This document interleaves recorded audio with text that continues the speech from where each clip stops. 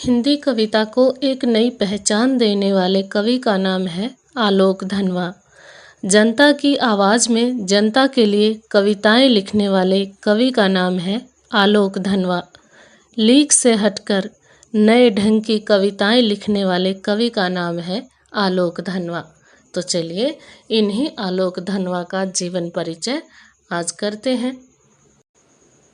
सबसे पहले जानते हैं आलोक धनवा के व्यक्तित्व के बारे में। आलोक धनवा का जन्म 2 जुलाई 1948 को बिहार के मुंगेर जनपद में हुआ था। इन्होंने कम उम्र में ही गिनी चुनी कविताओं से अपार लोकप्रियता प्राप्त कर ली थी। मतलब इन्होंने थोड़ी सी उम्र में ही कुछ कविताएं लिखी और उन गिनी चुनी कविताओं से ही ये साहित्य जगत में प्रसिद्ध हो गए। इन्होंने कभी थोक के भाव में लेखन नहीं किया, मतलब संख्या में अधिक कविताएं नहीं लिखी।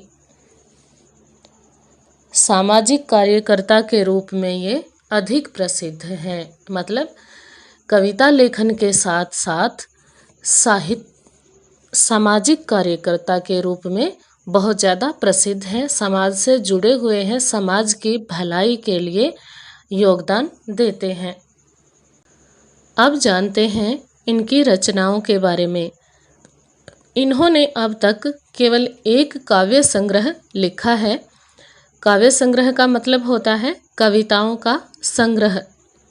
तो इनके काव्य संग्रह का नाम है दुनिया रोज बनती है और ये प्रकाशित हुआ था 1978 ईस्वी में। इनकी कुछ प्रमुख कविताएं हैं जो इस काव्य संग्रह में हैं, वो बहुत प्रसिद्ध हुई हैं। उन्हीं में से एक कविता पतंग हमारे पाठ्यक्रम में भी है, जो हमने पहले पढ़ी थी। तो देखते हैं इनकी प्रमुख कविताएं हैं जनता का आदमी, भागी हुई लड़कियां, ब्रूनो की बेटियां, गोली दागो पोस्टर, कपड़े के जूते और पतंग। अब देखते हैं कि इन्होंने जितना साहित्य लिखा है उसकी विशेषता क्या है। सबसे पहली विशेषता है सामाजिक चेतना। इनकी कविताओं में सामाजिक चेतना का स्वर प्रमुख है। ये सामाजिक कार्यकर्ता के रूप में कार्य करते ही हैं, तो समाज को जगाने का काम भी अपनी कविताओं से करते हैं। और दूसरी विशेषता है शोषितों के प्रति सहानुभूति। इनकी कविताओं में देखी जा सकती है।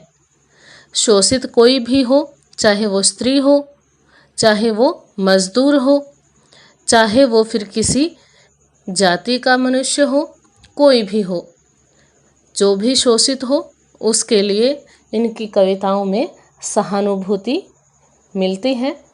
तीसरी विशेषता है राजनैतिक बुराइयों पर करारे व्यंग्य। इन्होंने अपनी कविताओं के माध्यम से राजनीति के क्षेत्र में फैली हुई बुराइयों पर करारे व्यंग्य किए हैं। चौथी विशेषता है ईश्वर की अपेक्षा मानवता पर अधिक विश्वास। इनकी विचारधारा इनकी कविताओं से पता चलती है कि ये ईश्वर, धर्म आदि में अधिक मान्यता नहीं रखते, बल्कि मानव और मानवता